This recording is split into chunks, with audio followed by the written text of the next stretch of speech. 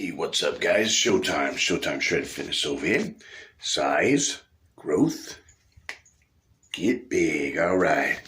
So we are, of all the waters out there, Cliff really likes this one, right? And this is definitely, for the civilian water, definitely my favorite. I like it better than Smart Water, which if you go and you test it, it's going to be like, right?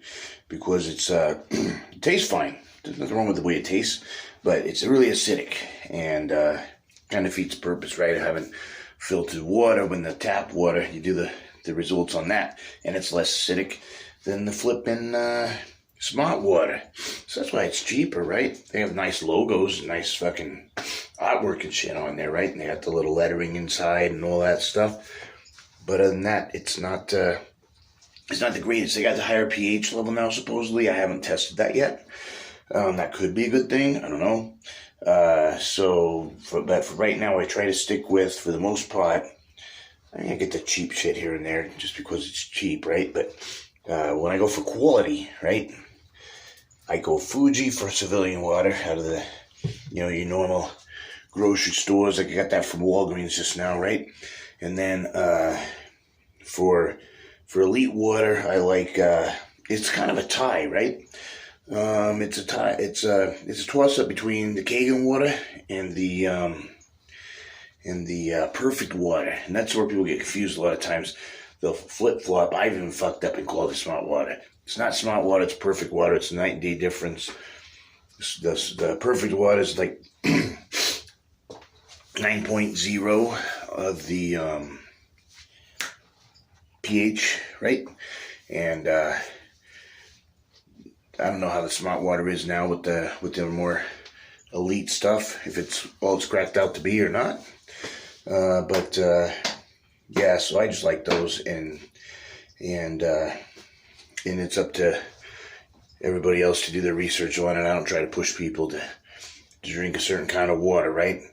I know that some are better than others, though, just based off the research and personal experience with water, but that's neither here nor there. We got some snacks over here, right? Some fucking Cheetos and some Fritos.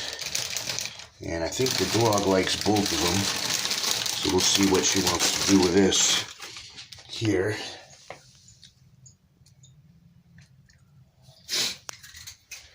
So she's eating that right now, so we'll get her a Frito now. Dog taste test. She can't talk, but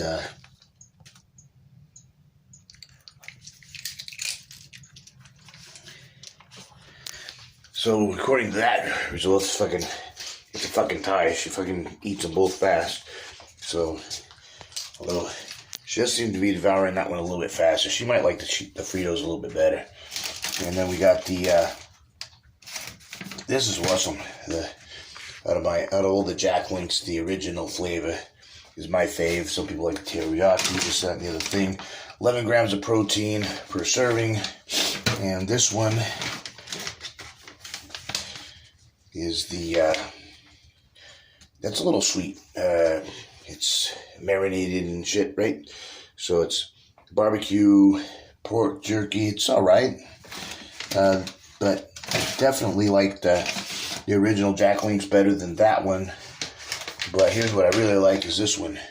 This one's my favorite because it's bacon, and it looks just like bacon, and it's really freaking flavorful, right? Yeah, it's just like a regular fucking bacon, right? But it's a jerky, so it's a shit. And both of those, all three of them are all 11 grams of protein per deal, right? Dog likes his bacon as well, so we give her some of that. I thought that was kind of cool. Happy Holidays on there, it says. So I thought, it doesn't say Happy Holidays. It says Hickory Smoked. And so I was like, oh well. I like that fucking vibe you get where you know everybody, that you deal with. establish relationships with people in business, not fucking talk to some fucking machine, right? That you don't even know and can't get a fucking live representative. You know, I like that family-oriented type feeling, whether I'm a customer or not, right? I like that all-inclusive feeling, and I try to bring that to the table when I freaking, you know, if I'm a salesperson guy or if I'm doing like business as a personal trainer, right? I try to treat everybody that's and not everybody, right? But everybody I get along with, right? And it's a terrible business. I mean, you should get along with everybody, whether you want to or not, right? And you should, you know, kiss everybody's ass, customers always, right? All of the bullshit, and they fly with me, right? Because I like to work with the people that I get along with. So I pick and choose my clients, just like my clients pick and choose me, right? Sometimes they'll go through 3-4 different interviews with different trainers before they decide to go with me, right? And I prefer it that way. I don't try to sell them at the, you know, on the spot, because I don't want them to go down the line, oh fuck, I wish I would have hired somebody else, right? I want to make sure it's at the right time, the right coach and all that shit, right? And then if they decide at a later time they want to switch, go for it, right? And or if they just decide, I think this person's going to be the right fit for me, we'll go try that person and see if it's the right fit, you know? It's more fun that way. It's more fun when it's a mutual thing. You kind of pick to work with each other, you know? Not the trainer saying, fuck, I really want to train this person, but I got to do it. It's my fucking job. Pain in the ass out here, fucking complaining and bad attitude, fucking yelling and screaming. You know, you get disgruntled customers, right? And I don't want to work with those. And then, you know, some personal trainers aren't very easy to work with, right? Sometimes they're not very nice, right? And you don't have to like them, right? You just got to do the exercise, follow the plan. But it's kind of nice if you do like them. That way, when they do have you do something you're not really wanting to do, right? It's more tolerable, right? Just how I look at things. And everybody's, of course, different with that whole philosophy. And that's why I just tell people, you got a business, you run your business the way you want to run your business, and you pick your fucking services how you want to pick your services, right? And then that eliminates a lot of conflict, right? In my opinion. Just my opinion, this is just a fact.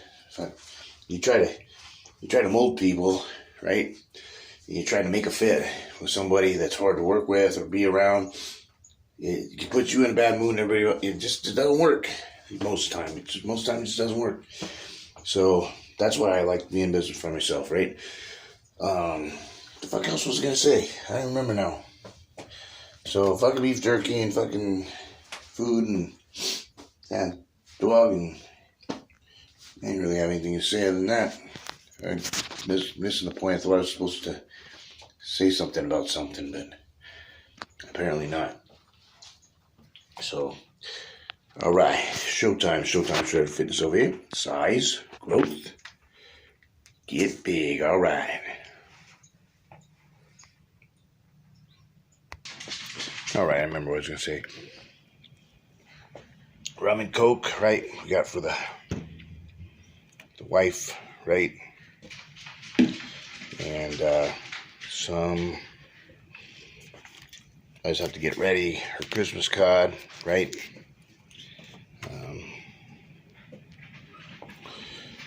Lighter and cigarettes. Bottle of champagne. Sex toy, but I'm not going to show that on TV. No, I didn't get rid of that. I'm just fucking around. And a little bit of cash. God damn it.